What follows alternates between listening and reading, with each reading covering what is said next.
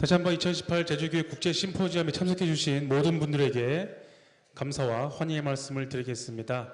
저는 내일까지 전체 진행을 맡은 제주특별자치도 교육청 이정원입니다. 예, 인사드리겠습니다. 이제 첫 번째 주제 발표와 토론 섹션을 시작하도록 하겠습니다. 주제는 세계 평화 교육의 흐름과 방향이고요. 김수열 4.3 70주년 범국민위원회 공동운영위원장님께서 이번 프로그램의 좌장으로 수고를 해 주시겠습니다. 좌장님의 양력을 간단히 소개해 드리죠. 제주를 대표하는 시인이시고요. 1982년 실천문학으로 등단한 이후에 시집 꽃진자리, 물에서 온 편지, 빙의 등을 발간하셨고요. 산문집으로는 김수열의 책 읽기, 섬마파람 부는 날이면 등을 내셨습니다. 참고로 지금 로비에는 부대 전시 행사로 피어라 바람꽃을 진행하고 있습니다. 그 부대 전시 행사에서도 우리 좌장님의 시를 읽을 수가 있으시니까요. 많은 참여 부탁드리겠습니다. 그럼 우리 좌장님께 마이크를 넘기도록 하겠습니다. 여러분 뜨거운 큰 박수 부탁드리겠습니다.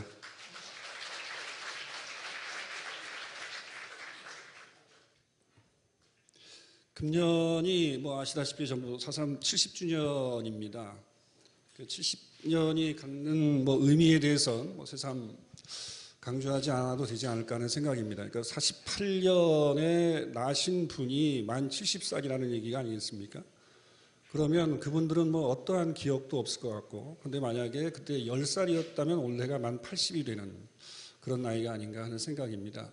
그래서 저는 뭐 여기저기서 이런 뭐 사상 관련된 강의를 하면서 과연 사상 80주년, 앞으로 10년 후가 되겠습니다만 어떠한 의미가 있을까, 과연 있을까 하는 생각도 가끔 합니다. 그래서 저에게는 아마 그런 의미에서 이 70주년이 좀 남다르게 와닿는 해가 아닐까 합니다. 우리 교육청에서도 고맙게 그 70주년이 마무리되는 이 시점에 이런 아주 국제적인 심포지움을 준비하고 있다고 해서 저도 한때 교사였고 지금은 글을 쓰고 있습니다만 너무 반가웠습니다. 그래서 좀 십시일반 도울 수 있으면 좋겠다 싶었는데 마침 이 자리에 앉게 됐습니다.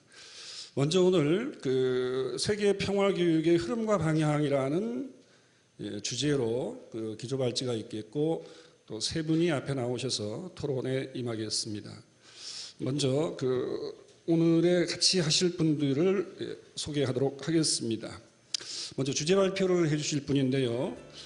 캐나디언 메노나이트 대학의 웬디 크래커 교수님 오셨습니다. 박수로 환영해 주시면 고맙겠습니다.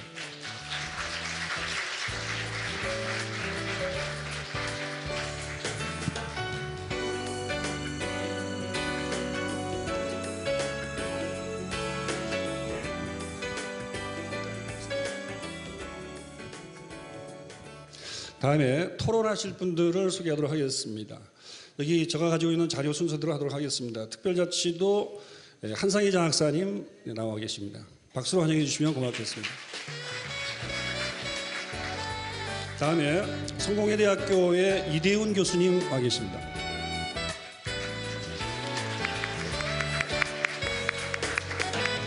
다음에 제주국제대학교에 계시고 제주 4.3 연구소 이사장으로 계십니다. 이기배 교수님 소개합니다.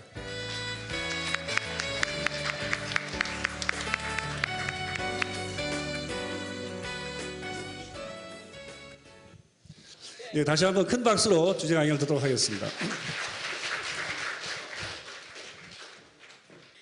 Good afternoon. 안녕하십니까? It is wonderful to be with 정말 멋집니다. 이렇게 이 안에 교육자분들로 꽉 차 있네요. 교사이신 분 혹은 교수이신 분, 학생이신 분? okay. 네. So students, 학생분들이시군요. the teachers accountable. 여러분들이야말로 지금 교사분들의 책임을 강화시켜 줄 수 있는 분들입니다. Thank you, everybody. 그리고 모든 분들 저를 이 자리에 초대해 주셔서 감사드립니다. 그리고 조직위원회 분들도 감사드립니다. 아주 멋진 심포지움을 준비해 주셨습니다. 그리고 제주 4.3 유가족 모임의 대표자분들도 함께 해주신 것 감사드립니다. 그럼 시작해 보도록 하겠습니다. 평화교육 전문가인 베티 리어던은 이렇게 얘기했습니다. 평화를 위한 교육을 하려면 교사와 학생 모두 우리가 교육하고자 하는 변화된 세계에 대한 개념을 가지고 있어야 합니다. 우리가 이것에 대해서 생각을 할 수 없다면 바꿀 수 없다고 얘기를 했습니다. 저도 캐나다의 교육자로서 교육의 방향, 특히 세계 평화에 대한 방향이 매우 걱정이 되었습니다. 저는 대학교 교수이기도 하고요. 커뮤니티의 중재자 그리고 지지자이기도 합니다. 하지만 제가 진정으로 누구일까요? 어디서 온 사람일까요? 캐나다에서는 최근에 진실화해 과정을 완료한 바 있습니다. 그 보고서에 따르면 우리 국가에서도 아주 큰 고통을 불러왔던 비극적인 사건이 있었습니다. 캐나다에도 원주민들이 있는데요. 이 원주민들은 타국에서의 이주로 인해서 크게 영향을 받았습니다. 저와 같은 유럽에서의 이주민들이 있었고요. 그리고 또 다른 사람들, 아마 한국에서도 이주자들이 왔겠죠. 새로운 기회를 찾아서 캐나다에 왔습니다. 하지만 이 여정에 있어서 원주민들은 제대로 존중을 받지 못했습니다. 그래서 이들이 상처를 받았는데 그 중에서도 한 이유가 바로 원주민 기숙학교 건설 때문이었습니다. 원주민의 아이들을 부모로부터 강제로 떼어내어서 기숙학교에 머물게 했던 것입니다. 새로운 문화를 가르치기 위해서였습니다. 캐나다의 유럽 쪽의 문화를 강제적으로 주류 문화를 가르친 거죠. 이것이 100여 년 전의 일입니다.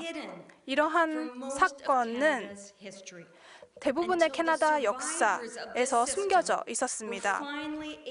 하지만 끝끝내 피해자들이 용기를 내어서 증언을 하기 시작했고 여러 건의 대규모 집단 소송을 제기하게 됩니다. 생존자들과 그리고 또 제주 4.3 학살의 희생자분들과 가족분들은 이 고통이 어땠을지를 잘 아시리라 생각을 합니다. 캐나다는 아직 평화 교육에 있어서 나아갈 길이 멉니다. 한국인이든 캐나다인이든 역사적인 상황에서 우리가 생각해봐야 할 질문이 있습니다. 그리고 대학의 교수로서, 특히 평화 연구자로서 이 평화 교육이 무엇이고 세계의 평화에 있어서 어떤 역할을 해야 되는지를 생각해보는 것이 우리의 역할입니다. 왜냐하면 우선 교육이라는 것은 중립적이지 않습니다. 교육은 어둠에서 빛으로 가는 움직임입니다. 이 화해와 진실위원회의 보고서에 따르면 캐나다에서의 이 프로세스는 우리의 아이들에게 교육을 함으로써 영향을 남길 수 있다고 결론을 지었습니다. 화해라는 것은 존중입니다. 그것이 바로 보고서의 결론이었습니다. 평화와 화해가 가능하려면 우리가 교육의 방향을 잘 잡아야 합니다. 그리고 교실은 이런 가능성을 담고 있으며 우리가 이를 이끌어 나갈 책임이 있지만 중립적이지 않습니다. 한국도 마찬가지입니다. 캐나다뿐만 아니라 한국도 한국만의 역사가 있습니다. 마이클 애플이 얘기하기를 20세기 초반에 한국에서 야간 학교를 운영을 하면서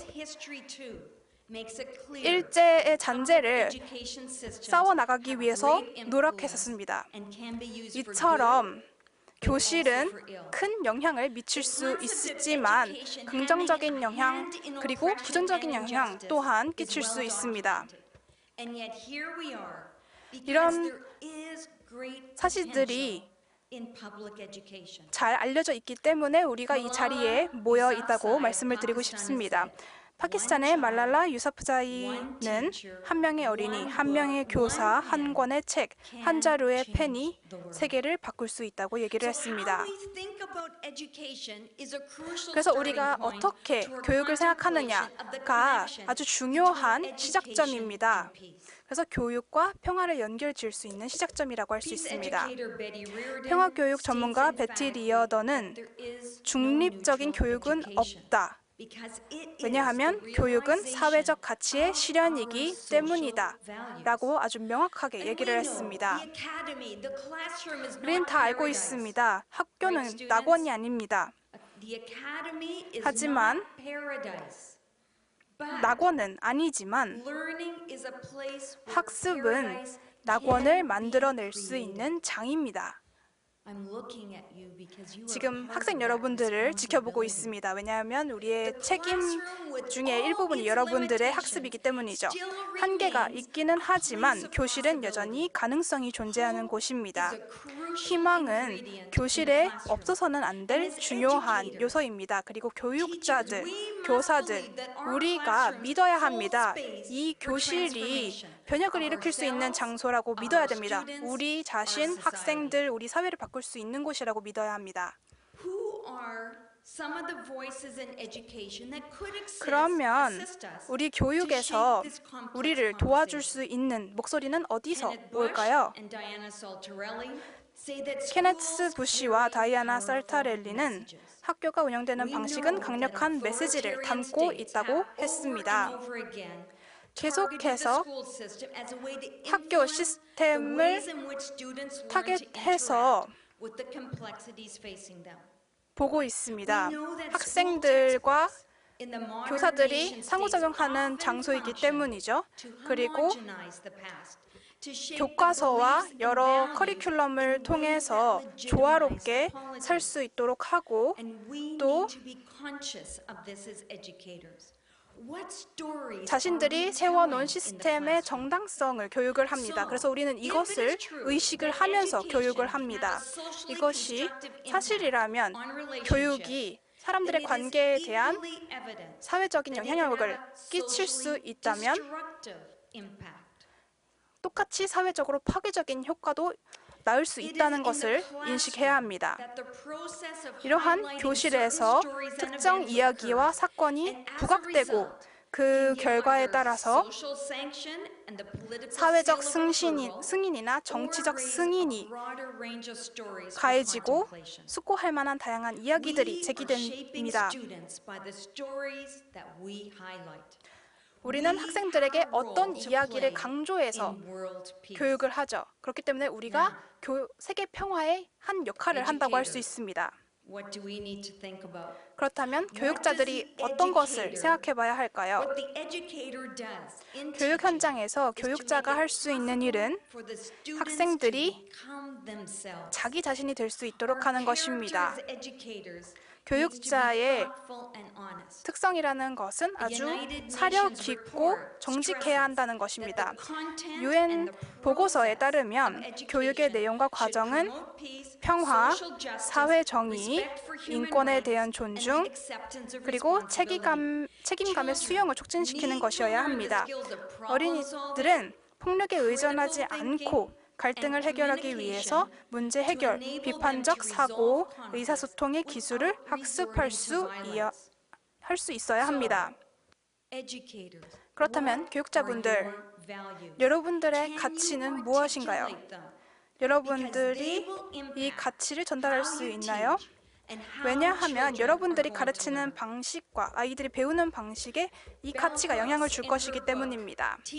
훅스는 자신의 책에서 이렇게 얘기했습니다.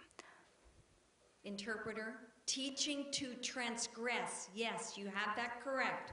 Asserts. 이제 To teach 경계 in a manner 넘기를 that 가르치는 respects and 것이다 cares for the souls of our 라고 얘기를 students 합니다. 학습이 가장 essential 진정으로 if 그리고 we 친숙하게 are to 이루어지는 provide 필요 the 조건을 necessary 제공하려면 conditions where learning 학생들의 can most 생각을 deeply 존중하고 and intimately 배려하는 begin. 방식으로 가르치는 We 것이 start 필수적입니다. with 그래야 children at 5 years 개방적이고 old. 튼튼한 공동체를 At least in 구축하는 Canada, we 방법을 started at age 학습할 수 5. 있습니다. 우리 And that 캐나다에서는 learning 9세부터 builds 이러한 open and 교육을 strong community. 받는데요.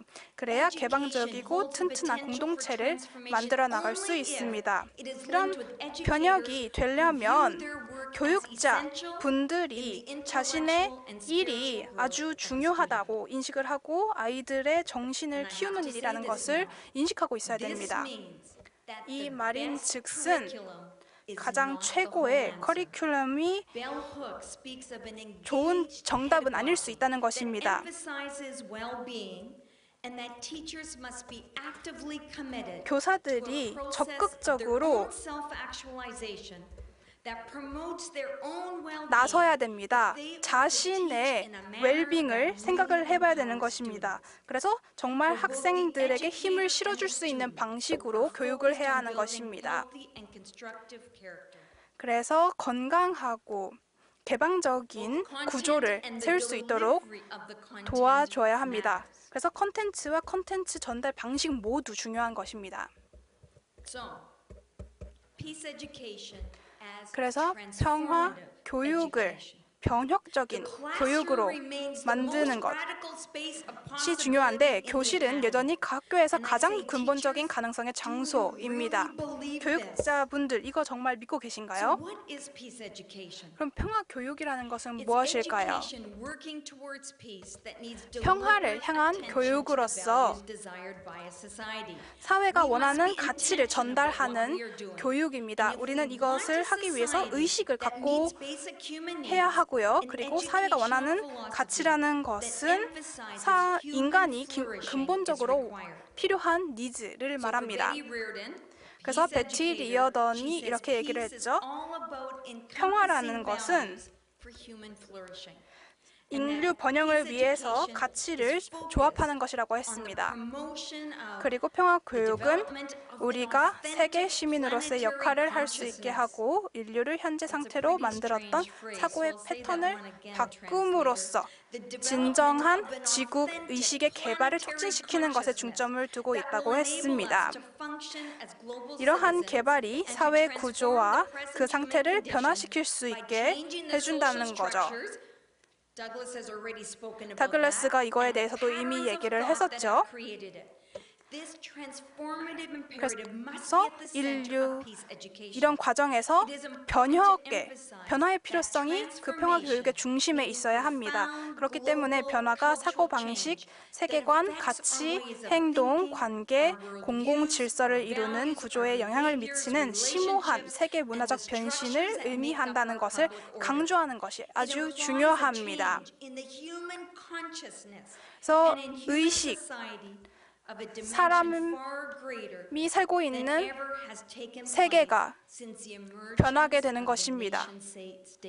국가라는 시스템이 등장한 이후로 가장 큰 변화를 이끌어낼 수 있습니다. 베티 리어던의 이야기인데요. 그래서 교육이 평화에 집중을 하면서 적극적으로 그리고 변혁적으로 오늘날의 이슈에 대응해 나가는 것이 중요합니다. 그래서 교사와 학생이 함께 변화해 나가면서 인류의 번영을 이뤄 나갈 수 있는 것입니다. 선의가 있다고 해서 실질적으로 이것이 반영될 것이라고 기대하는 것은 좋지 않습니다. 정의가 실현된다는 것, 그리고 화해를 하겠다는 의지를 보여주는 것, 이러한 행동이 중요합니다. 이런 번역적인 활동이 있어야 갈등의 근본적인 원인을 없애버릴 수 있습니다. 교사로서 우리는 학생들이 실제 세계를 직면할 수 있도록 도와줘야 합니다. 그러면은 평화를 어떻게 정의할 수 있을까요? 제가 정말 평화라는 단어를 많이 썼는데 모두가 똑같은 평화를 생각하는 것일까요? 우리가 어떤 것을 원하는 걸까요? 평화라는 것은 갈등의 부재를 의미하는 것이 아닙니다. 차이는 항상 존재하기 마련입니다. 평화는 평화적인 수단, 대화, 교육, 지식, 인도적인 방식을 통해서 차이를 해결하는 것을 의미합니다. 달라이 라마, 그러니까 더글라스가 얘기를 했죠. 그리고 조금 더 변혁적인 평화에 관련된 논문을 보면 평화라는 것은 한 가지만 있다고 하진 않습니다. 이제 이 베티 리어던은 정의하는 것부터 시작을 해야 된다고 생각을 했는데요. 왜 필요할까요? 평화 교육은 정의하는 것부터 시작해야 합니다. 이것이 왜 중요할까요? 베티 리어던은 평화 교육가들은 그 분야를 정의하는 것부터 시작해야 한다고 주장했습니다. 그리고 평화에 대한 정의가 평화 교육의 합법성을 결정하고 우리 자신과 사회를 변화시키는 어려운 일에 대한 헌신을 결정한다고 믿고 있다라고 말했습니다. 저희는 알아야 합니다. 우리가 무엇을 위해 목적이 뭔지 알아야 됩니다. 그리고 이것은 당연히 학생분들을 위한 것입니다. 2014년 UN 사무총장님께서 반기문 전 사무총장님께서는 평화는 전쟁의 부재를 의미하는 것이 아니라 그 이상으로 어떠한 용인을 해야 되는지 그리고 공동의 이해를 가져야 되는지 그런 것들이 굉장히 중요하다라고 말씀하신 바 있습니다. 소극적이고 그리고 적극적인 평화가 있습니다. 소극적인 평화는 물론 폭력의 부재를 의미하고 그 반대는 바로 부당을 아예 일어나지 않는 그런 현상들을 이야기합니다. 그리고 이 폭력을 예방하는 모든 노력들은 평화를 이루기 위함입니다. 또 다른 학자들은 평화 교육을 다음과 같이 정의하였습니다. 관계를 구축하는 것에서부터 시작한다라고 이야기를 하였습니다. 그리고 관계를 변화함으로써 새로운 발전을 이룰 수 있는 시점이라고 이야기를 했습니다. 이것은 굉장히 중요한 변화로서 관계에 있어서 굉장히 특히 갈등 상황에서 개선할 수 있는 방향을 제시한다고 볼 수 있습니다. 사실 남북에서 정상회담이 일어나고 있고 미국과 그리고 한국 대통령이 정상회담을 벌이고 있는 지금 이 상황에서 굉장히 관계에서 많은 변화들이 일어나고 있습니다. 또 다른 학자는 이는 바로 조화와 합의를 위한 것이다 라고 이야기를 한 바 있습니다. 분쟁은 커뮤니티에 영향을 미칩니다. 그리고 평화는 단순히 소수를 위한 것이 아닙니다. 이것은 모두를 위한 것입니다. 평화는 만연하지 않는 그렇게 당연하게 여겨서는 안 되는 것입니다. 저희는 이런 갈등의 문맥에서 평화에 대해서 이야기를 해보아야 합니다.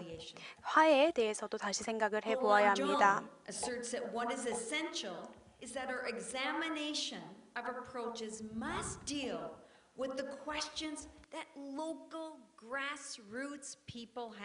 우리 시민들이 가지고 있는 질문과 그리고 문제들을 충분히 반영해야 한다고 생각합니다. 예를 들면 빈곤을 극복하는 것, 우리의 일상의 모든 문제들을 담아야 하는 것입니다. 그러면 우리가 평화를 바라보는 시각이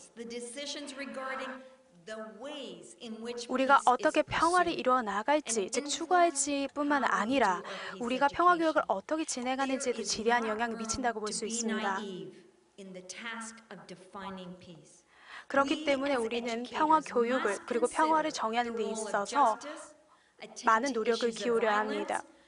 폭력을 가로막고 그리고 파워의 오리엔테이션을 파악하고 관계를 구축하고 그리고 어떠한 맥락에서 어떠한 사람의 목소리가 이 상황에서 중요하고 또 존재하는지 이런 모든 것들을 파악하는 것이 굉장히 중요합니다. 평화를 관찰해야 됩니다. 평화에 대해서 생각해야 합니다. 그리고 왜 많은 목소리들이 반영되어야 되는지도 생각을 해보아야 합니다. 이것은 현실입니다. 저는 평화 문화가 평화를 향한 노력의 근본적이어야 된다고 믿는다라고 이야기를 한 바 있습니다. 사실 평화 문화는 평화의 정의를 실현시키는 데 굉장히 중요하다고 볼 수 있습니다.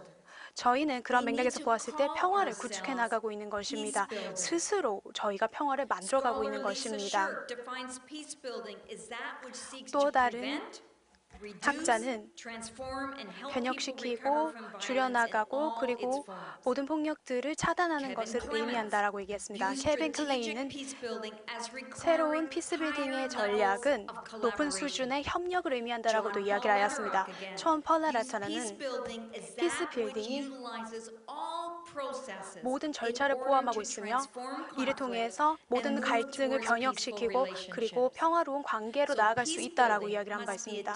그렇기 때문에 피스빌딩, 즉 다시 말해 평화 구축은 현실을 반영하여서 그리고 많은 사람들의 목소리, 생각을 반영해야 합니다. 여러분들, 학생분들께서 이를 다 이해하고 계신가요? 1990년대 이어 많은 학자들이 이러한 역동성을 파악하기 위해서 노력해왔습니다. 그리고 많은 아이디어를 내면서 문화, 다시 말해 평화 문화라는 개념을 제시하였습니다. 평화 문화는 평화 전쟁 문화와 대조되는 개념이라고 보실 수 있겠습니다. 다양한 문화가 감사함과 협력함에서 시작한다라고 이야기를 한 바 있습니다. 그리고 적극적인 접근 방식으로서 새로운 비전을 제시하는 것입니다. 그리고 평화 문화를 만듦으로써 우리는 차이점을 받아들일 수 있게 된 것입니다. 그리고 문제를 해결할 수 있습니다. 그렇기 때문에 우리 학생들에게 여러분들의 창의성을 활용할 수 있는 그런 시간과 기회를 줘야 합니다. 그리고 저희도 분석을 별도로 한 바 있습니다.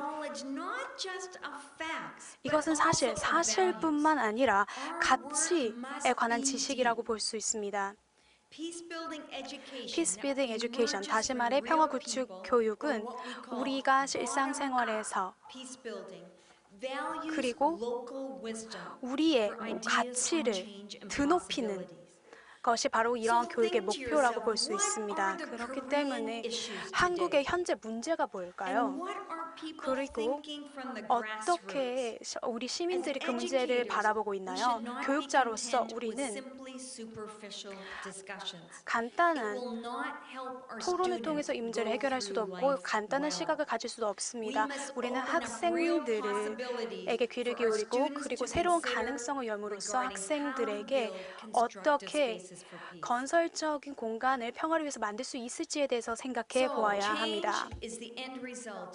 변화는 모든 진정한 학습의 최종 결과입니다. 그렇다면 어떻게 우리가 이 변화를 이끌어낼 수 있을까요? 평화 교육은 매우 중요합니다. 중요한 교육 패러다임이죠. 현대 평화 교육은 폭력 문제를 인지하고 이를 해결하기 위한 평화 전략에 중점을 두고 있습니다. 그러나 각 사회는 문제와 그 문제 환경을 해결하기 위해 다른 평화 교육을 확립할 것이다. 그리고 문제를 해결하기 위해서는 그 맥락을 이해하는 것이 굉장히 중요합니다. 굉장히 다양하고 역동적이며 복잡하기 때문입니다. 새로운 가능성도 있고요. 그렇다면 주요 이슈들이 무엇일까요? 한국의 문화에서, 한국의 사회적인 맥락에서 볼 때 말이죠. 사실 너무 다양한 의견들이 있고 많은 분야가 있습니다. 그렇다면 어떻게 교육이 영향을 줄 수 있을까요? 우리가 효과적인 교육을 제공하기 위해서 우리는 우리의 사회 그리고 문학적인 문맥에 수준 맞춰야 합니다. 제주는 현재 대화를 통해서 이를 이루어 나가게 노력하고 있습니다. 평화 교육은 지식이어야 합니다. 정치적, 사회적인 맥락에서 다시 생각해 보아야 되는 새로운 지식이어야 하며 그리고 현 상황을 반영해야 합니다. 그리고 우리는 학생들에게 모델이 되어야 합니다. 우리는 이를 통해서 가치와 지식과 태도, 스킬, 그리고 태도, 행동 등을 변화하고 또 조화롭게 만들어갈 수 있습니다. 저는 사실 은유를 좋아하는데요. 제가 좋아하는 메타포, 즉 은유에 대해서 이야기를 하겠습니다. 모든 마음의 패턴을 당신은 자신의 생각에 오래된 패턴들을 변화시키고 있으며 더 이상 지니고 있을 필요가 없는 사고들을 벌이고 있습니다. 사실 평화 교육이라는 것이 가능성이 없다면 우리가 당연히 할 필요가 없는 것이죠. 여기서 보면 경계라는 것이 있습니다. 사이에 낀 공간을 의미하는 것인데요. 정말 미스터리한 연관성이 있습니다. 저희가 상상하고 새로운 가능성들을 볼 수 있습니다. 그리고 교육은 여정이라고 볼 수 있습니다. 절차입니다. 그렇기 때문에 사실 성장을 위한 스페이스가 있을 수 있습니다. 활동도 포함하고, 하지만 더 나아가서 저희가 세계를 바라보는 관점도 반영해야 합니다. 그렇기 때문에 교사 여러분, 여러분들이 교실 밖에서 어떤 생각을 가지고 계시나요? 어떤 책들을 읽고 계시나요? 그렇기 때문에 왜냐하면 여러분들께서 굉장히 많은 분야들을 확인하셔야 되고 아셔야 합니다. 학생들을 위해서 말이죠. 우리는 사실 모험을 떠나야 됩니다. 새로운 공간으로 말이죠. 이 아이디어는 길세 들레즈와 펠릭스 가타리의 리좀 이론이라는 것인데요. 리좀 이론이라고 들어보셨는지 모르겠습니다. 리좀은 사실 다양한 방향으로 생각하고 다양한 관점에서 이슈를 바라보는 것입니다. 어디에서 생겨날 수 있고요. 사실 나무 같은 경우는 한 곳에서 뿌리를 두고 자라나잖아요. 그래서 우리는 그 근본 원인을 확인을 하고, 하지만 근본 문제라는 것이 우리가 어떤 질문을 묻느냐에 따라서 바뀔 수 있습니다. 그렇기 때문에 리좀 이론에 참고하면 정말 역동성이 있습니다. 사실 이런 문제들은 변화할 수 있고, 그리고 교사들은 우리가 또 다른 도전 과제에 직면했다는 것입니다. 왜냐하면 학생들이 다양한 관점을 제시할 수 있기 때문입니다. 많은 관점을 제시하게 될 것입니다. 말이 안 되는 것 같다고 생각을 해도 리좀 이론처럼 어디서나 이런 생각들은 탄생할 수 있습니다. 그리고 새로운 가능성 있는 비전이 제시될 수 있는 것입니다. 저희가 나무처럼 생각하고 있나요? 아니면 저희가 리좀처럼 생각하고 있나요?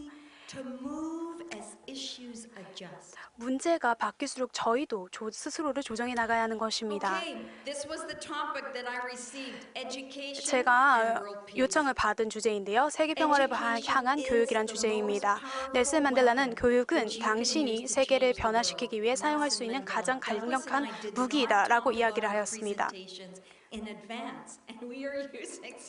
사실 저희가 넬슨 만델라의 여러 말들을 인용을 하고 있는데요.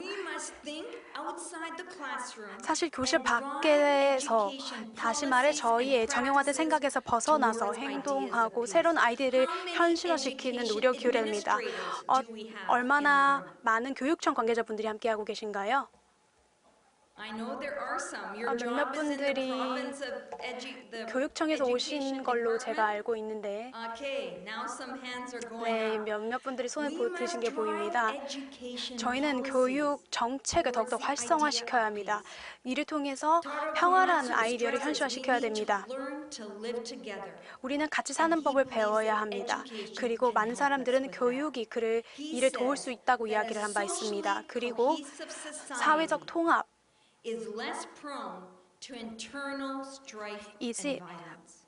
바로 내부의 갈등들을 극복할 수 있다라고 이야기를 한 바 있습니다.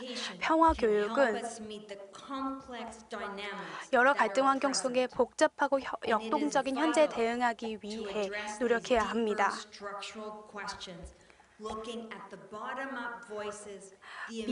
모든 시민들의 그리고 학생들의 목소리를 들어야 합니다. 이것이 의미하는 것은 우리가 교사로서 굉장히 교실 내에서 취약하고 또 약해질 수 있습니다.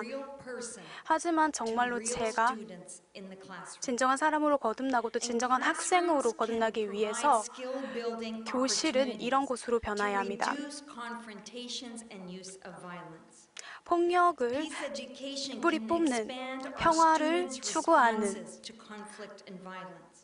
So we need to 그러한 focus on 방향으로 교육이 action 이루어야 합니다. and doing and building capacities of our students. 그리고 이는 역동적이고 창조하는 일이고 기술 훈련이 우리의 역량을 강화시킬 수 있습니다. And so, Bush's guiding principles 부시의 for 평화구축 peace 교육을 building 위한 education 지침은 are these. 다음과 It's a 같습니다. process rather than a 평화 product. 구축 교육은 결과물이라기보단 과정이다. 이건 다시 말해 우리가 대화를 통해서 레슨인을 가르치는 것이 아니라 장기적이고 단기적이지 않으며 우리는 학생들에게 큰 그림을 그려주는 역할을 해야 합니다. 그리고 이러한 자료들이나 지식을 학생들의 머리에 넣는 것이 아니라 우리가 자유롭게 생각할 수 있는 공간을 만드는 것이며 해결책을 강요하기보다는 기회를 창출하기 위해 노력해야 합니다. 그리고 평화구축 교육은 외부적인 것보다 로컬, 즉 지역적인 투입과 자원을 필요로 합니다. 이것이 바로 전 세계에서 정말 중요한 문제들에 대한 질문을 묻기 위해 교사들이 가져야 할 기본적인 태도입니다. 교육은 인생을 준비시키는 것이 아니라 인생 그 자체입니다. 교육은 다시 말해 인생 그 자체입니다. 교육의 잠재력에 대해서 이야기를 했습니다. 특히 평화교육에 관련돼서 말이죠. 평화교육, 평화정의, 평화구축, 그리고 교사의 역할, 여러 가지 이론 등에 대해서 저희가 이야기를 드렸습니다. 여기서 제가 질문 하나 드릴게요. 그렇다면 교육이 사회를 변혁시킬 수 있을까요? 사실 제 답변은 상황에 따라 매우 다르다는 것입니다. 여러분들 손에 달려 있습니다. 사실 여러분들에게 달려 있고 우리에게 달려 있는 것입니다. 우리는 굉장히 희망적이어야 하며 그리고 용기를 가져서 많은 분들에게, 많은 학생들의 의견을 귀 담아 들어야 하며 우리는 변화를 이루기 위해 노력해야 합니다. 그리고 낙원을 이루기 위한 노력할 만한 가치가 있다는 것을 믿어야 합니다. 감사드립니다.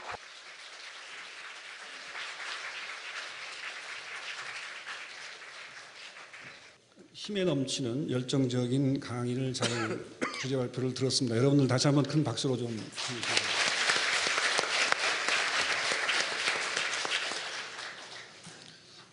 이렇게 전부 이렇게 통역기를 가지고 계신 것으로 알고 있습니다. 그래서 다시 이렇게 중한번 하진 않겠습니다만은 제가 이렇게 들으면서의 느낌은 뭐냐게 되면 제일 처음에 그 교육은 어둠에서 빛으로 가는 움직임이다. 교육은 절대 가치 중립적이지 않다라고 하는 얘기를 시작으로 해서 마무리는 교육이 세상을 변화시킬 수 있느냐, 그건 상황에 따라 다르다. 결정적인 역할은 교사가 할 것이다. 그런 아주 훌륭한 의미 있는 메시지가 아니었나 하는 생각입니다. 다시 소개하진 않겠고요. 아까 제가 소개했던 순서대로 한 분당 주어진 시간이 5분 이내로 쓰셔서 토론 질문을 겸해가지고 소감 말씀을 해주시면 고맙겠습니다. 먼저 한상희 장학사님부터. 네, 제가 먼저 말씀드리겠습니다. 먼저 세계 평화를 위한 교육의 방향을 주제로 발표를 해주신 웬디 크로코 교수님께 감사드립니다. 차장님 생각과도 저도 동일합니다. 말씀 중에 교육은 중립적이지 않다. 교육은 가치 행동이다. 더 나아가서 교육은 삶을 위한 준비가 아니라 삶 자체이다. 그러한 명제는 교육자인 저에게 굉장히 감동과 좀 자극을 주는 그런 말씀이었습니다. 그런데 제일 마지막에 말씀하신 내용 중에 그렇다면 교육은 세계 평화를 위해서 이바지할 수 있다. 하지만 그것은 상황에 따라 다르다. 라는 과제를 맡겨주셨는데 제 토론이 끝나면 나중에 한꺼번에 말씀하실 때 교수님께서 그렇다 하더라도 교수님께서 중요하게 여기는 어떤 평화교육의 방향, 상황에 따라서 달라질 수 있고 여러분들의 몫이기는 하지만 선생님 생각에는 어떤 것을 더 중요하게 여긴다라는 말씀을 꼭 한번 듣고 싶습니다. 그리고 그 말씀하신 내용과 더불어서 제가 토론을 하자면 캐나다의 기숙학교 사례가 굉장히 인상적이었습니다. 캐나다의 기숙학교 사례는 1996년까지 15만 명의 아이들이 캐나다 원주민들로부터 문명화를 시키기 위한 정책에 의해서 분리 교육이 이루어집니다. 그 결과 6천 명이 사망하는 사건이 이제 발생합니다. 기숙학교 테러나 폭력 행위로 인해서. 그런데 이러한 비문명화된 어떤 그 폭력 행위가 이제 2015년, 2015년도에야 그 캐나다 진실화해위원회가 우리가 했던 강제 동화 정책은 기숙학교 사례는 문화적 집단 학살이다라는 어떤 성찰의 그 결과 보고서를 냅니다. 2015년에 했던 거죠. 그 전까지 1996년까지 하면 약 100년간 15만 명의 아이들을 교육이라는 미명하에 기숙학교로 보내지면서 그 동화 정책의 어떤 폐해를 이제 말하는 거죠. 그리고 굉장히 충격적이었습니다. 2015년도에야 그 과거세에 대한 잘못에 대한 그 보고서가 나왔으니까요. 말씀을 들으면서 저는 오스트레일리아도 똑같은 사례가 있지 않습니까? 애버리진의 자녀들을 가만 놔두면 원주민화 되기 때문에 그들을 약 100년간 분리시키는 그런 정책을 취했습니다. 이른바 도둑맞은 세대라는 그러한 칭호가 붙습니다. 우리 제주 4.3인 경우는 분단과 냉전 과정에서 일어난 사건이었고 그 과정에서 3만 명이 희생이 됐으며 초토화 작전에 남녀노소 가리지 않는 무차별 학살이 이루어집니다. 저는 역사 교육이 후대에 남겨진 시민 교육 또는 성찰의 과정을 남겨준다고 봅니다. 캐나다의 기숙학교 사례나 홀로코스트 사례나 오스트레일리아 그 도둑맞은 세대 이야기나 저희 4.3 이야기나 저희 후손들에게는 성찰의 과정이 없다면 교육의 폐해는 지속이 될 것이다라는 그러한 그 경고적인 어떤 그런 좀 생각을 아까 들으면서 했고요. 그리고 두 번째는 굉장히 그 명료하게 머릿속에 입력이 된 교육은 중립적이지 않다라는 그 문장에 대해서 좀 생각을 해볼 필요가 있을 것 같습니다. 옳고 그름이 명백한 상황에서 중립적일 때 우리는 악의 편에 손을 드는 것이라고 봅니다. 하지만 진영 논리에 빠져 있을 때 우리가 중립적인 위치를 취하는 건 바른 표현이라고 생각이 듭니다. 교육은 가치 행동이다, 가치 지향적인 행동이다라고 했을 때 그 가치 역시 그 사회의 문화와 사회 환경에 따라서 달라질 수 있다고 봅니다. 캐나다의 기숙학교 사례는 그때의 그 가치란, 그 캐나다 사회의 가치란 원주민들을 분리시켜서 그들을 문명화시키는 게 그들의 가치였고 그들의 교육 논리였습니다. 그래서 우리가 교육자의 입장에서 교육은 중립적이지 않다, 교육은 가치 지향적이다라고 할 때 그 가치와 그 중립의 의미를 우리 사회가 놓여져 있는 어떤 맥락, 환경, 어떤 문화 그런 부분에서 고민을 해봐야 된다고 생각합니다. 마지막으로 최근 이제 다들 알다시피 이제 국정역사 교과서가 폐지됐지 않습니까? 그리고 새교육 과정이 나왔고 2020년도부터는 이제 고등학교에 새로운 역사 교과서에는 제주 4.3이 분단과 냉전 과정에서 일어난 것으로 서술되게 됩니다. 그 챕터 제목이 8.15 광복과 통일을 위한 노력에 이제 편제됩니다. 2013년에 유엔에서 역사 교육에 관한 권고문이 나왔습니다. 앞으로 전 세계의 역사 교육의 방향은 강한 민족주의, 배타주의를 탈피하고 다양한 문화를 인정을 하면서 서로 다름을 인정하는 4.3 당시 또는 홀로코스트 당시 또는 호주 애버리진의 사례, 기숙학교의 사례들 역시 정책을 집행하는 사람들이 그들을 나와 같은 사람이라고 여겼을 때에는 그러한 일들이 자행되지 않았을 것이라고 생각이 됩니다. 그래서 우리 선생님이 오늘 강의에서 말씀하신 평화교육의 방향은 무엇이냐라고 얘기를 할 때 저는 우리 동양적인 표현을 좀 빌리고 싶습니다. 역지사지. 타인의 입장에서 생각하고 성찰하는 교육. 그렇게 된다면 편가르기 교육, 배제하는 교육이 그걸 이제 지향할 수 있지 않을까 이제 생각이 됩니다. 시간이 돼서 예. 그래서 저는 이제 결론적으로 제 생각을 말씀드리자면 교육은 늘 성찰의 과정에서 중립성이든 가치지향적이든 그 사회가 놓여져 있는 현황 과제에 대한 어떤 고민과 성찰의 어떤 문제라고 생각이 됩니다. 좋은 발표 고맙습니다. 네, 감사합니다. 이런 토론에서 사회자가 하는 역할은 뭐 별로 없습니다. 그냥 시간만 잘 지키도록 진행하면 됩니다. 저도 이런 토론 자리에 이쪽 자리에 앉아봐서 잘 압니다. 다음에서 시간 좀 잘 지켜주시기 바랍니다. 그다음에 이대원 교수님 좀 부탁드리겠습니다. 네, 감사합니다. 사전에 10분으로 말씀을 듣고 와서 준비를 했는데 5분이라고 하셔서 지금 갈등이 발생을 했습니다. 이 갈등을 어떻게 평화적으로 풀어야 되는지 고민하면서 해보도록 하겠습니다. 저는 성공회대학교에서 평화학 수업을 2003년도부터 해왔고요. 현재 경기도교육청하고 서울교육청의 평화교육 추진기구에 참여하고 있습니다.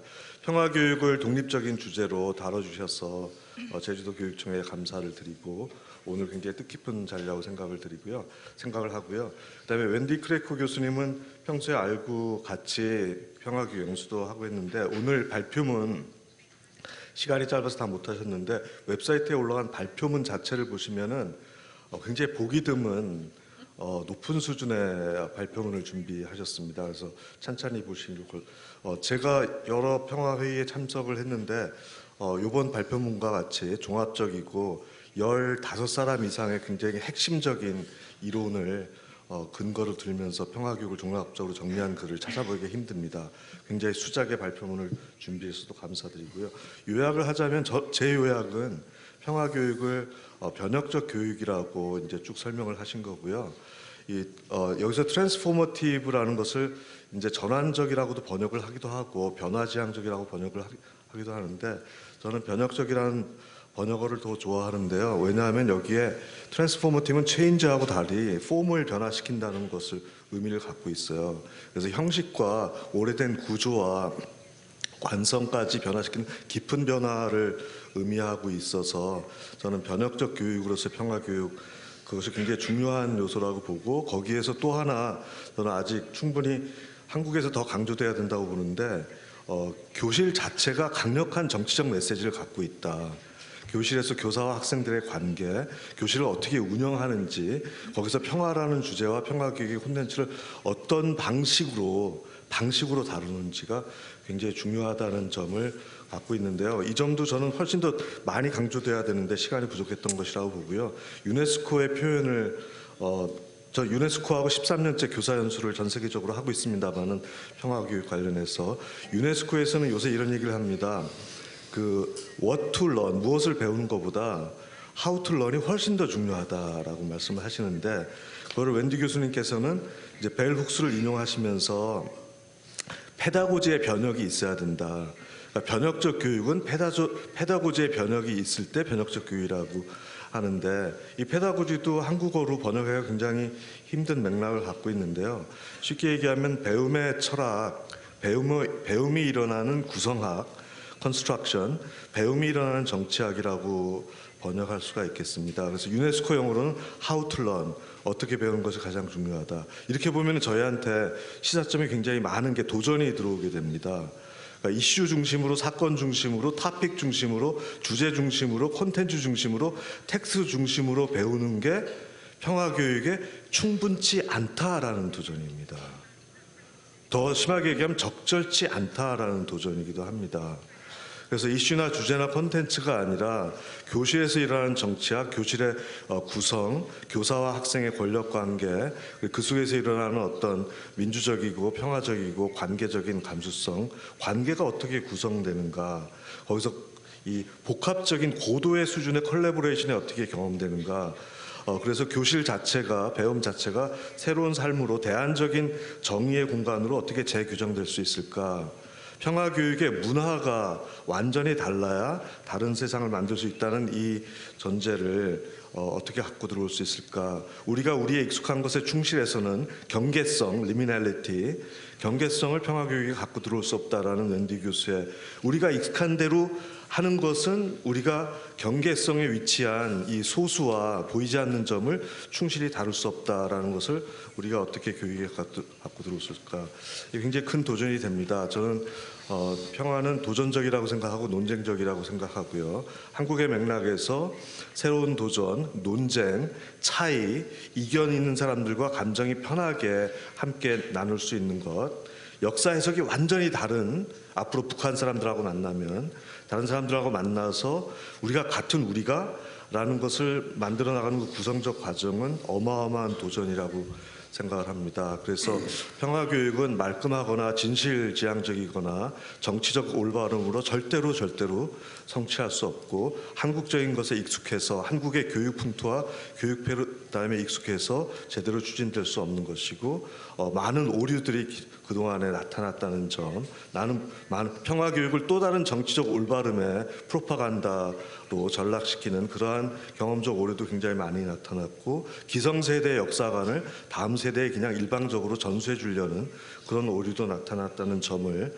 저희가 일종의 웬디 교수의 발표로부터 도전으로 받아들여서 페다고지의 변혁, 그다음에 변혁으로서의 평화교육 이런 점들을 세밀하게 검토해야 되지 않을까 이렇게 생각합니다.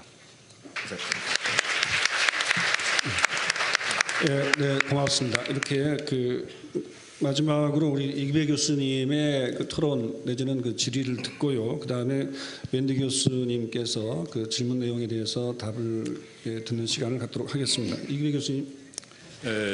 15분 분량을 10분 내에 하려고 준비했는데 다시 5분입니다. 그래서 이게 상당히 난감한데 앞선 두 분 토론자님의 내용을 참고를 해서 말씀을 드리겠습니다. 중언부언하지 않도록 하겠습니다. 제가 갖는 관심은 지금 더글라스 예이츠 교수님이나 크레이거 교수님이나 말씀하신 거는 굳이 우리가 윤리적 혹은 도덕적인 측면에서 말씀을 드린다면 상당히 마땅한 얘기들이고 개념적으로는 이해도 할 수 있는 얘기들이겠죠. 덕이란 무엇인가? 그거는 이제 학생들이 가르쳐야 될 교과의 내용은 무엇인가? 라고 한다면은 오래전 아테네 철학자들이 얘기했듯이 선하고 아름답고 이롭고 그리고 올바르며 마지막으로 쓸모 있는 이런 것이 인간 사회를 이롭게 하는 상당히 소중한 덕일 것이고 이것들이 잘만 이루어진다면 사람 간에 그리고 집단과 집단 간의 갈등은 없겠죠. 그런 것들이 이제 마땅하게 어떻게 이루어져야 되는지 이것들에 대한 좋은 발표를 해주신 것으로 기억을 합니다. 하고 때문에 아마 여기 앉아 계신 여러 선생님들 현장에서 많은 고생들 하시는데 두 분 기조 발제와 웬디 크레이커 교수님의 얘기를 들으면서 큰 틀에서는 좀 공감하고 납득하는 이야기일 거라고 생각을 합니다. 그런 면에서 훌륭하신 발제를 해주신 웬디 크레이커 교수님께 감사의 말씀을 드립니다. 땡큐.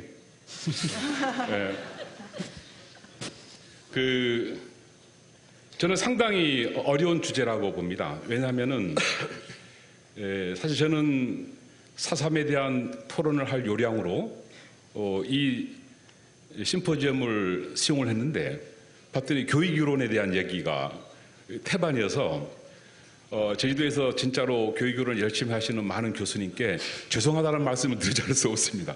그분들이 나와야 될 자리인데 근데 맞고 이런저런 글을 읽다가 저 머리를 스친 건 이거였습니다. 아마 이 논문의 주제는 모든 사람들에게 보편적으로 적용을 할 수 있는 평화교육 있겠죠, 보편적으로. 그러나 그것이 국가와 민족과 그 단계에 따라 다를 수밖에 없는 이른바 이거는 보편적으로 적용이 되지 않는 그런 것도 존재를 하는 거죠. 앞서 캐나다 기숙사 말씀 발제에 나왔습니다마는 캐나다인들이 많은 캐나다 인디언들에게 요구했던 혹은 강제했던 그런 교육과 이미 인디언 그 사람들이 가슴속에 가지고 있는 평화 그건 전혀 다른 거였을 거거든요. 자세한 내용은 없었지만은 인디언들은 호주도 마찬가지입니다만은 기숙사는 창고로 생각하고 자신들이 진영한 침실은 잔디밭에 있었답니다. 밖에. 그러니까 그러한 강제적인 수용시설에서 교육을 시키고 게다가 원치도 않았던 많은 폭력과 폭행과 이런 것들이 일어나는 것들이 좀 전에 한상희 선생님 말씀하신 내용들인데 이런 걸 차치하도록 하겠습니다. 근데 중요한 거는 저는 이렇게 생각을 하고 저도 고민스러운 부분이에요. 여러분 잘 아는 장자크 루소가 얘기했듯이 세상의 모든 사람들을 부자로 만들 수 있지만은 솔론처럼 현명한 사람 만들 수가 없다. 이거는 오래된 인문학의 역사의 내용일 거거든요. 지금 이 주제, 심각한 주제는 여기 앉아 계신 많은 선생님들로 하여금 교실로 들어가서 그 학생들에게 참으로 평화로운 인간들을 만들어내는, 그래서 어떻게 할 것인가 가르치려고 하고 있는데, 많은 고대부터 최소한 근대 이르기까지 많은 분들은 인간이 가지고 있는 진정한 인간의 존재론을 생각해 볼 때 그 어려운 것이 아니겠느냐 많이 고민을 해왔는데, 그렇다고 우리가 포기는 할 수 없는 노릇 아니겠습니까? 그렇다고 그것이 평화이든 무엇이든 간에 너희들 알아서 판단하라, 선생님은 전혀 가치관을 가르치지 않는단다, 너희들 가치관을 판단할게, 그래서 중립적이 된다면은 마치 단테가 얘기했던 지옥의 가장 뜨거운 부분은 중립적인 사람들을 위해서 준비됐다, 그런 것처럼이나 아무것도 하지 않게 되는, 그래서 행동하지 않는 양심은 악의 편이라는 이런 유명한 얘기가 나오지 않겠습니까? 그래서 우리는 무언가를 해야 되는데, 무언가 해야 된다는 의미에서 저는 세 가지를 좀 질문을 좀 줄여서 세 가지를 준비했는데 다시 줄여야 될 판입니다. 이거 첫 번째는 이거를 제가 몹시 궁금해요. 이게 쭉 읽다 봤더니 앞서 말씀드린 대로 보편적인 교육을 우리 인류가 지향하는 공동의 선으로 삼는다면 그 모든 민족이 거기에 일치 도달할 때까지 각각의 문명들이 단계가 있지 않겠습니까? 문명이 단계가 있다면은 그 민족과 국가에도 평화를 이해하고 받아들일 수준은 단계가 있을 것 같다. 그렇다면은 문명이 단계 있듯이 그 민족과 국가에 수용이 가능하고 적용이 가능한 평화 교육의 프로그램도 달라져야 되는 것이 아니겠느냐. 제가 캐나다인들이 요청하는 평화의 교육의 수준하고 우리가 느끼고 체감하고 실천적으로 가능한 평화의 행동하고 이건 다를 수 있지 않겠느냐. 만약에 그렇다면 보편적 교육을 우리가 공동의 목표로 삼때 제주도에, 특히 4.3의 깊은 상흔을 가지고 있는 제주도의 많은 학생들에게 참으로 평화로운 인간이 되기 위해서는 어떤 교육을 시키는 것이 좋을지, 그런 프로그램이라든가 이런 것들을 만드는 것이 혹시 파서블한지 이거를 묻고 싶습니다. 두 번째는 이건 순수하게 저희 주관적인 생각이긴 합니다. 오랫동안 산업혁명이 비약적으로 발전하기 전 단계만 하더라도 우리 아시아는 물론이고 유럽조차도 사회 구성원 중에서 90%는 농민이었거든요. 90%가. 그러면은 그 땅에서 발생했던 많은 갈등과 폭력과 전쟁은 평화로워야 이익이 되는 농민하고는 전혀 관계없는 그런 행동들이었을 거거든요. 그런데 평화교육이, 지금 말씀하신 이런 평화교육이, 이런 것들이 정작 가장 평화로운 사람들을 대상으로 가르치려고 그러고 평화적이지 않은 사람들을 향한 교육이 준비가 없다, 제가 보기에는.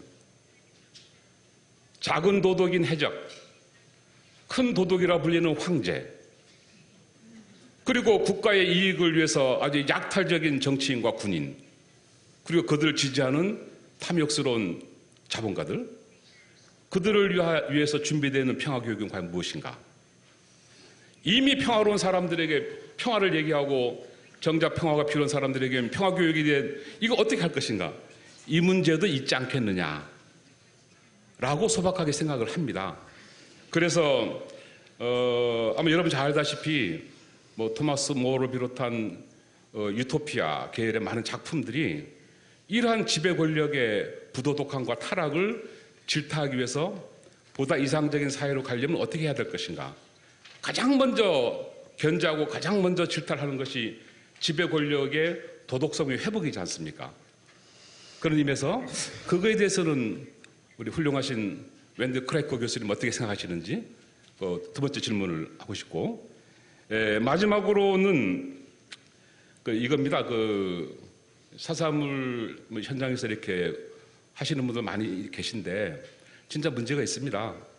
우리 김수열 선생님은 훌륭하신 인격자시고 이 현장에서 이 사상과 평화를 얘기하면서 상당히 때로는 예의가 없고 상대방에 대한 배려가 없으며 관용은 물론 없고 자비롭지도 않으며 게다가 폭언까지 휘두르는, 아니 평화와 정의를 얘기하면서 전혀 비정의적이고 전혀 반평화적인 행동들이 이거 일상적으로 이렇게 이루어지고 있거든요. 그래서 저는 그렇게 생각을 해 보는 겁니다. 지금 세계 평화 지수 지표라는 게 있어요. 대한민국 비롯한 미국에서부터 많은 세계 각국이 어느 정도의 평화를 달성하고 있는 수준에 와 있느냐, 이건 주로 군사적인 문제가 되고 있는 것 같더라고요. 저는 상당히 궁금한 게 우리 대한민국을 포함해서 제주도만 얘기하겠습니다. 제주도의 평화의 그 수준이 어느 정도에 도달했는지에 대한 이른바 평가 지표, 이런 것이 좀 필요하지 않겠느냐. 그럼 나 스스로에 대한 자기를 평가한 거 물론 이 사회의 도덕적 수준을 평가할 수 있는 좀 과학적인, 그제 말한다면 과학적인 평화 지표 같은 것들이 있었으면 좋겠다. 지금 이런 자리가 때로는 나가면은 무엇을 들었는지 아무것도 기억이 안 나고, 그래서 나가서는 무엇을 할지 몰라버리는 이유 중 하나는 그 인문학이 장점과 단점을 동시에 가지고 있는데, 사회학도 마찬가지입니다만, 왜 많은 철학자들이 수학과 과학과 의학을 그렇게 존중하고 그런 걸 토대로 새로운 철학 체계를 만들었느냐? 그래서 정확하게 과학적이기 때문에 그렇거든요. 증명이 가능하고 관찰이 가능하고, 그래서 실험이 가능하기 때문에 증명이 가능한. 그러면 우리가 모든 분들이 평화를 얘기를 하시는데, 이 평화가 마치 그런 것처럼이나 관찰이 가능하고 실험이 가능하며 증명이 가능한, 이걸 통해서 우리 모두가 진정으로 갈구하고 바람하지 않는 평화 교육이 조금 더 실천적으로 이루어질 수 있다면 얼마나 좋을까, 이런 생각을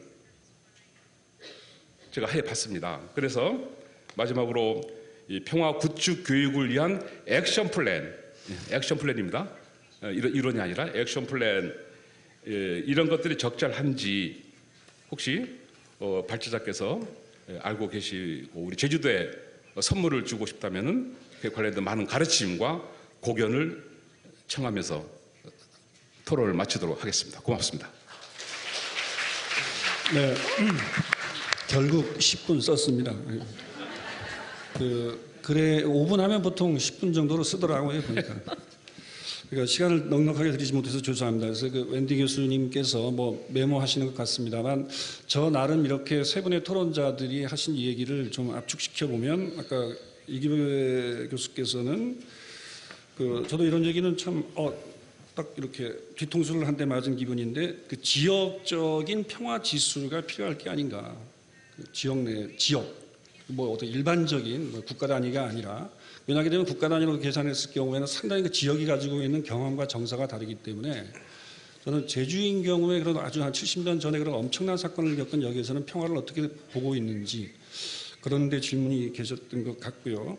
그 다음에 나머지 것들은 우리 교수님께서 메모하고 계시는 것이라서 하나씩만 짚어본다면, 그러니까 이리용 교수님께서는 뭐 무엇을이 아니라 어떻게가 중요하다. 그 다음에 콘텐츠 중심의 평화교육으로서만은 부족하다, 이런 말씀이 있었습니다. 그 다음에 또 페다고지의 변혁이 정말 절실한 게 아닌가, 이제 그런 얘기를 해주셨고요. 그 다음에 한상희 장학사는 교육은 가치 중립적이지 않다라고 하는 그 교수님의 그 발제에 대해서, 그러면 교육의 가치와 교육의 중립성은 어떻게 바라보는 게 타당한 거냐라고는 그런 질문인 것 같습니다. 웬디 교수님께서 좀 요약해서 발표해 주시면 고맙겠습니다. Okay. Because my time is 네, brief, we are all 제 saying 시간도 that. I will 적어서요. speak now very quickly. 지금부터는 아주 빠르게 얘기하도록 하겠습니다. Let me show you my paper. 제 종이를 보여드릴게요. All over. 여기에 I will 정말 try to 적은 게 make 정말 sense of 많죠? these comments. 지금까지 들은 것을 이해하기 위해서 열심히 적었는데요. 마지막 토론자 분들께 말씀드리겠습니다. 네, 보편적인 방법이란 것은 있을 수 없습니다. 상황을 해야 된다는 거죠.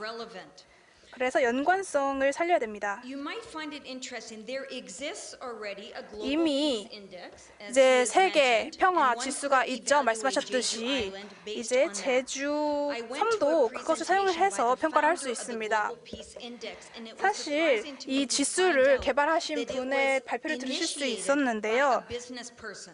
이게 사실 기업가가 시작한 것이라고 합니다. 왜냐하면 이것을 만든 이유가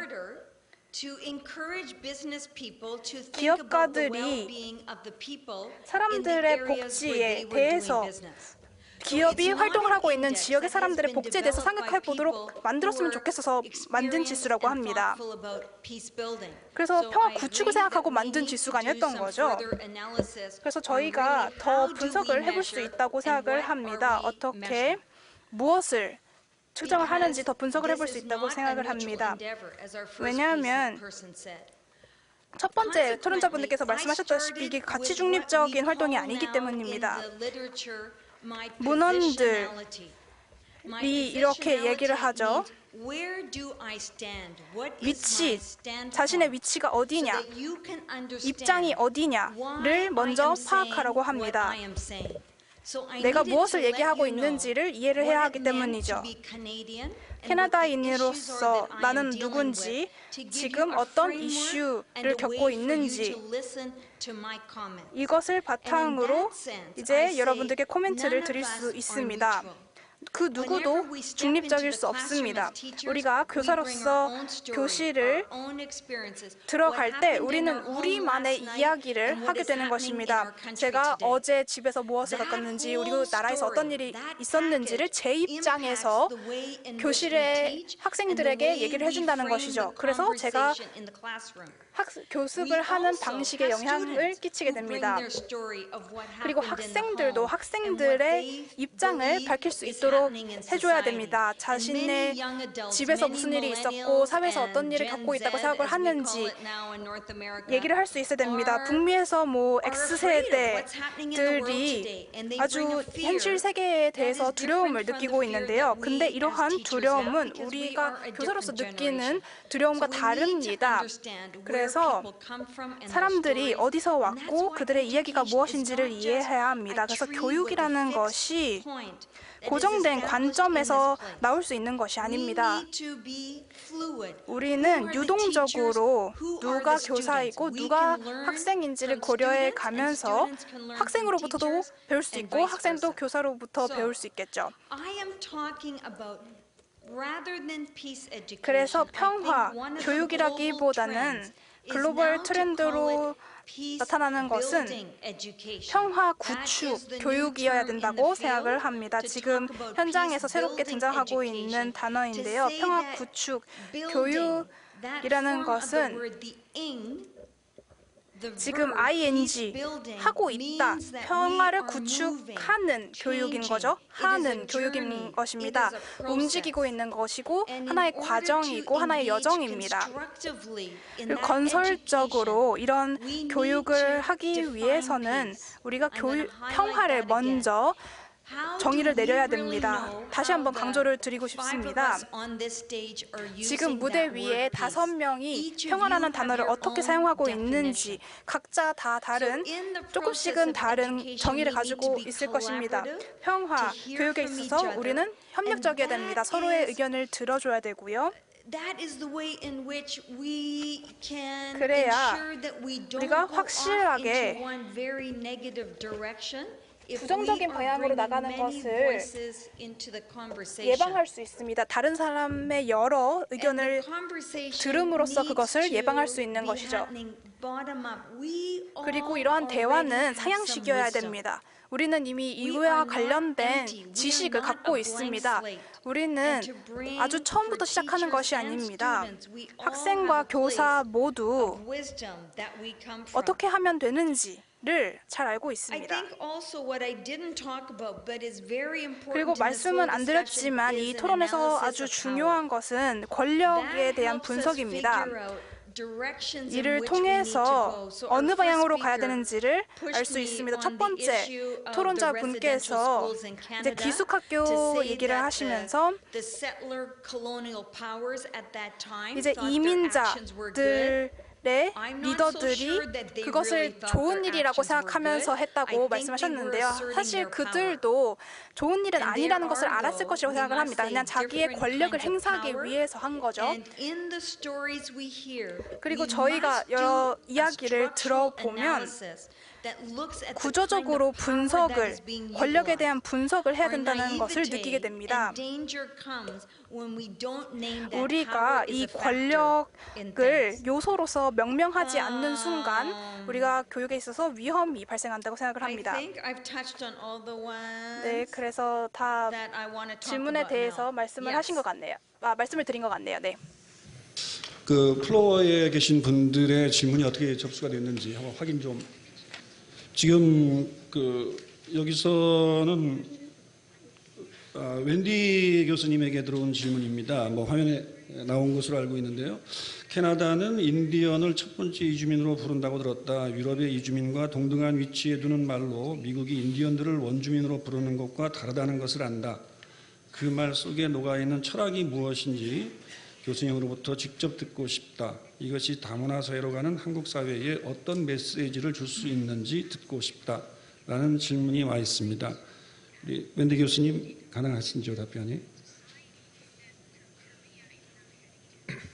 Okay, thank you for that question. 질문 감사드립니다. We do not call the first people in Canada 사실 immigrants. 첫 They are 번째 the first people, they 이주민으로 are 인디언을 부르지 indigenous, they 않습니다. are native to the context. 네이티브라고 And then the 이야기를 하는 것인데요. Europeans 그리고 and others 유럽과 came as immigrants 다른 국가에서 and came 이주민으로 into a 캐나다에 place 온 they were not 것이고요. invited to come to. 왜냐하면 그들이 초청받지 And 초대되지 않은 immediately 상태에서 왔기 asserted a 때문입니다. power 그리고 over 많은 indigenous 힘을 행사한 것이죠. 바로 토착민들 When 그리고 많은 indigenous 네이티브들에게 people 말이죠. now 그리고 talk to us in 토착민들은 Canada about reconciliation, 캐나다가 they said, 화해 we offered 과정을 you a relationship.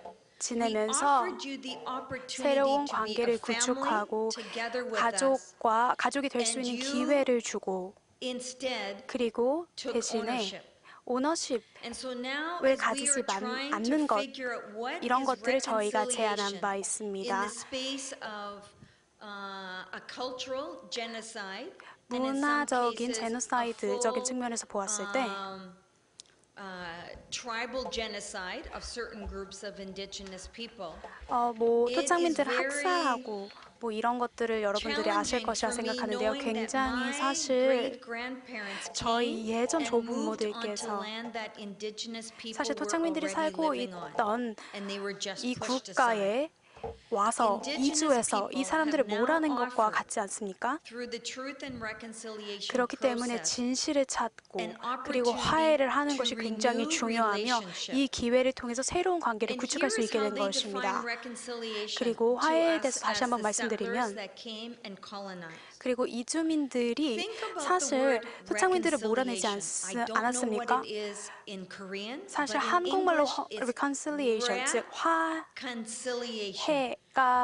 화해라고 불리는지 사실 모르겠는데요. 이 단어를 살펴보면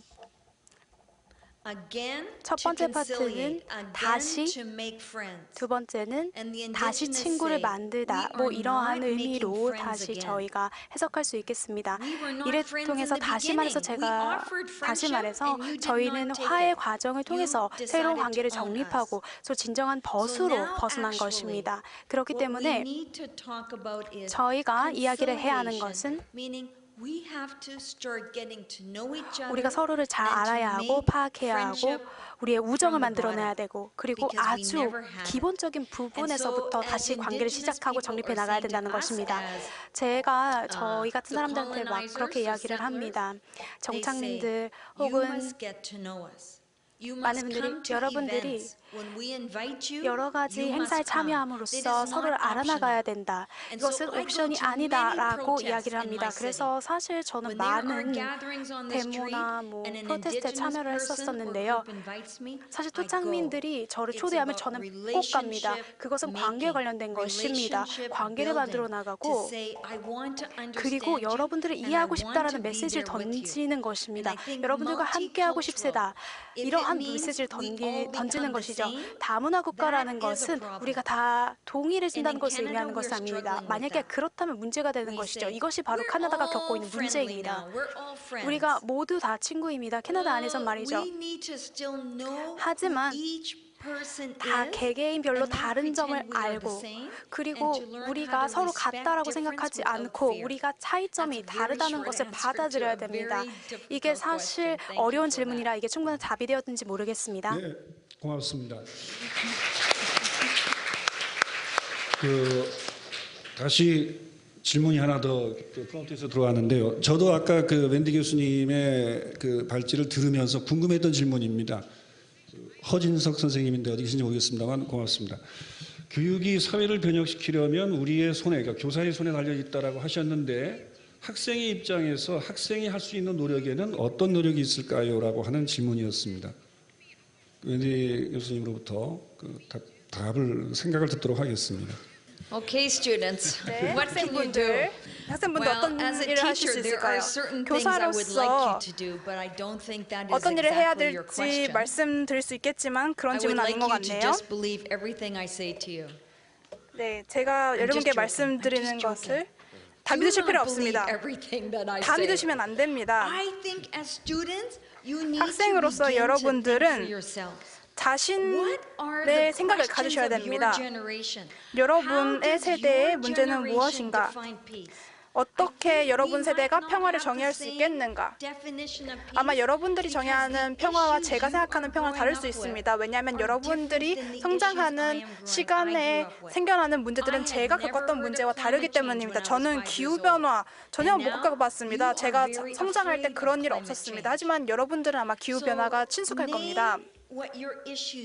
그래서 여러분들의 문제가 무엇이 있는지를 우선 명명을 해보시고요. 여러분의 세대에 의미하는 평화가 무엇인지 정의해 보시고요. 그 다음에 어떻게 건설적으로 여러분의 사회를 변화시킬 수 있는지 생각해 보시기 바랍니다. 저한테 혹은 여러분의 교사분들께 다른 생각이 있다라는 것을 밝히는 것을 두려워하실 필요 없습니다. 왜냐하면 교사분들도 배워야 하기 때문입니다. 저는 제가 모든 답을 갖고 있다고 생각하지 않습니다. 학생분들도 답을 갖고 있다고 생각을 합니다. 그래서 교실에서 학생과 교사가 서로 대화를 할 수 있었으면 좋겠습니다. 그래서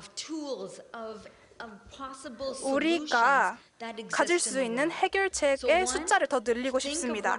첫 번째는 우선 여러분의 평화는 무엇일지 정의를 해보시고요. 두 번째로는 용기 있게 그것을 밝히시기 바랍니다. 그리고 다른 사람에게 알려주시기 바랍니다. 왜냐하면 여러분들이 거리에서 혹은 여러분의 목소리로 얘기하지 않으시면 세계는 바뀌지 않을 것입니다. 그래서 지금 여러분들이 하셔야 되는 것은 여러분들께서 질문을 하시는 겁니다. 그리고 저희는 거기에 대한 답은 아니겠지만 조언은 해드릴 수 있겠죠.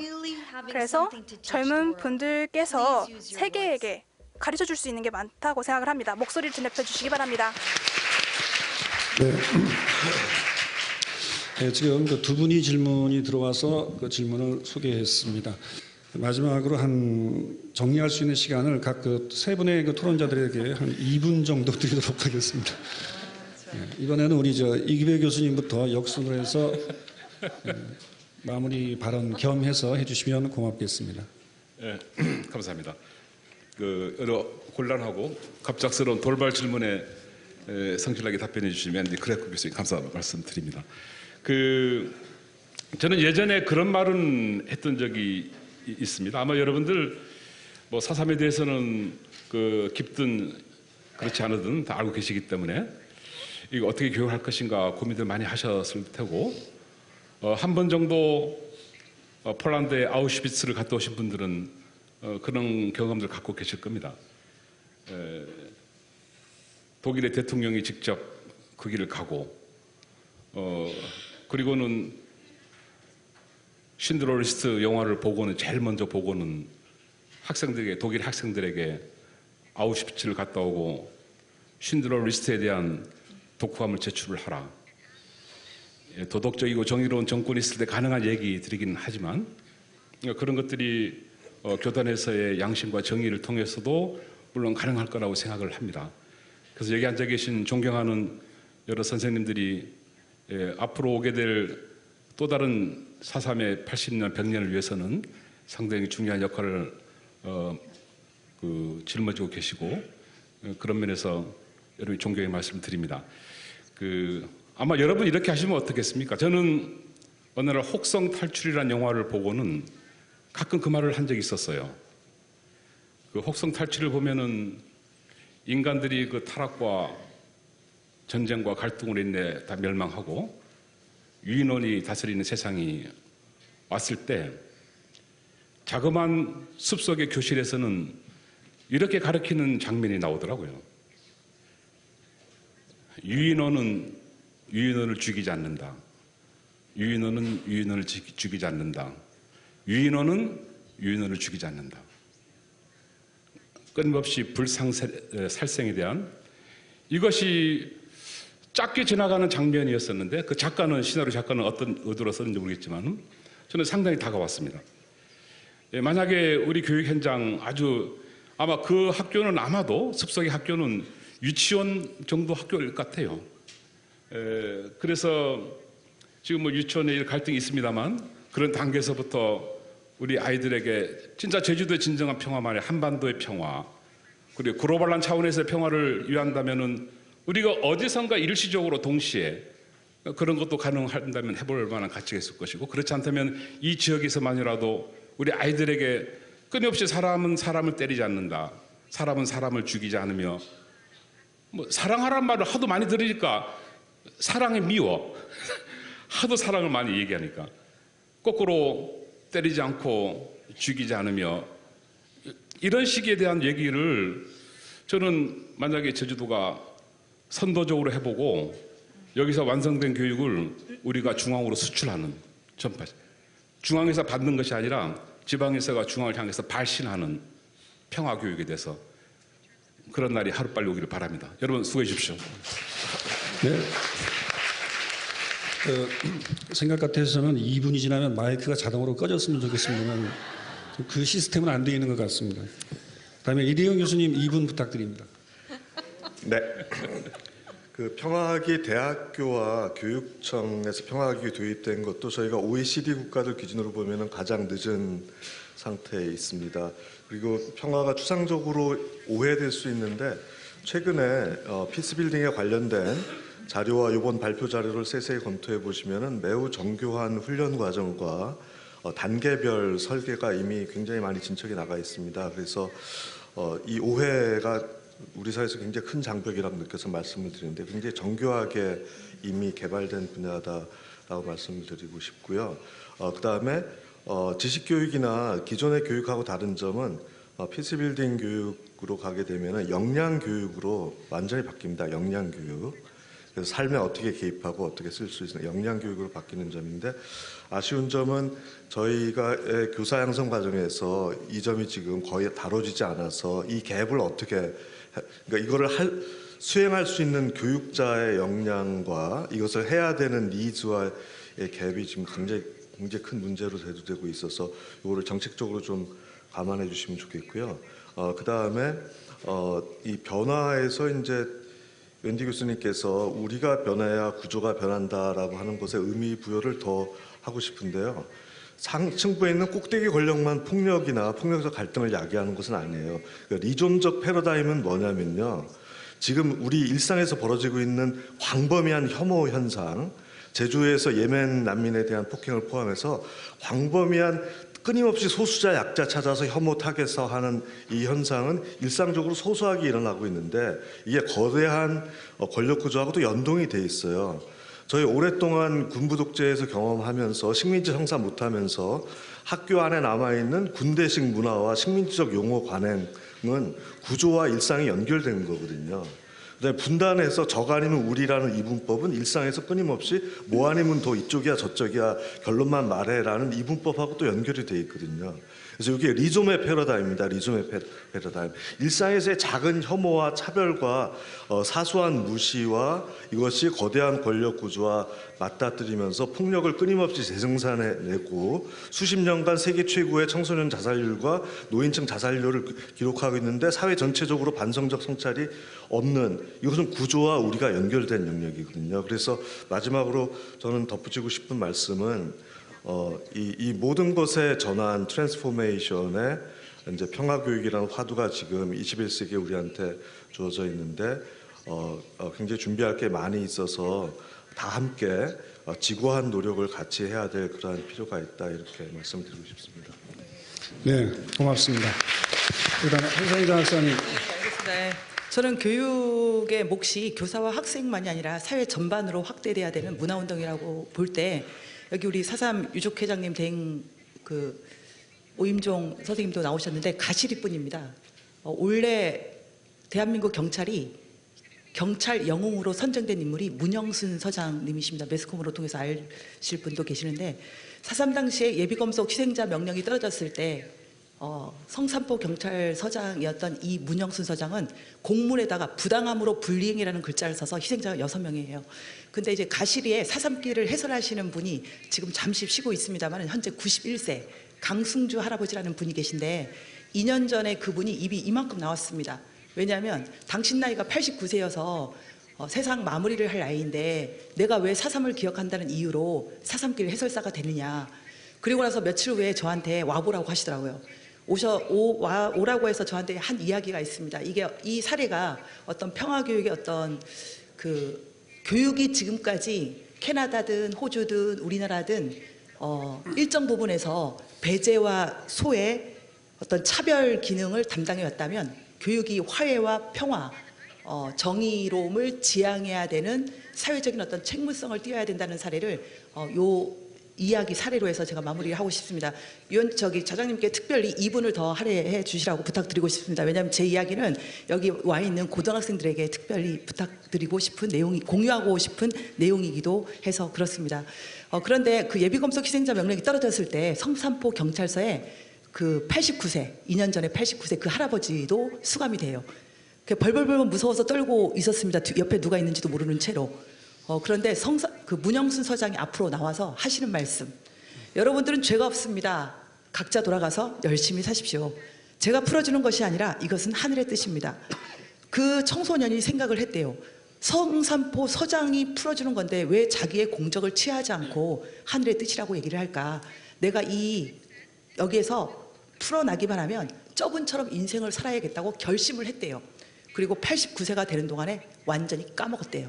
한 번도 그 결심을 생각해 본 적이 없었는데 해설사 교육을 받을 때 기념관 패널에 문영순 서장 사진이 있지 않습니까? 그 사진을 본 순간 잊혀졌던 기억이 파노라마처럼 떠오르면서 자기의 인생을 돌아봤대요. 그 서장님의 말씀을 자기가 평생 까먹었던 것이 아니라 뼛속 깊이 각인되었기에 그분은 우리 오임종 선생님도 아시겠지만 가시리에서 정말 다른 사람을 위하고 선량한 삶을 이렇게 살 수 있습니다. 저는 평화교육이라는 게 어떤 교육과정 또는 프로그램으로 만들어지는 교육이 아니라 뼛속 깊이 각인되는 그리고 세대 전승이 되는 그리고 찰나 같은 그런 순간에 그리고 교사와 학생만이 아니라 사회 전체의 몫이라고 생각이 들고 그때의 교육의 기능은 차별과 배제의 기능과 이제 상반되는 평화인권 정의의 어떤 교육이며 우리가 모두 그 주인공이 되어야 되고 될 수 있다라는 그런 생각을 하면서 마무리 말씀을 마치겠습니다. 네, 고맙습니다. 오랫동안 좋은 말씀도 해주시고 그 질문에 대해서 답을 해주신 우리 웬디 크래커 교수님께 다시 한번 큰 박수 부탁드리겠습니다.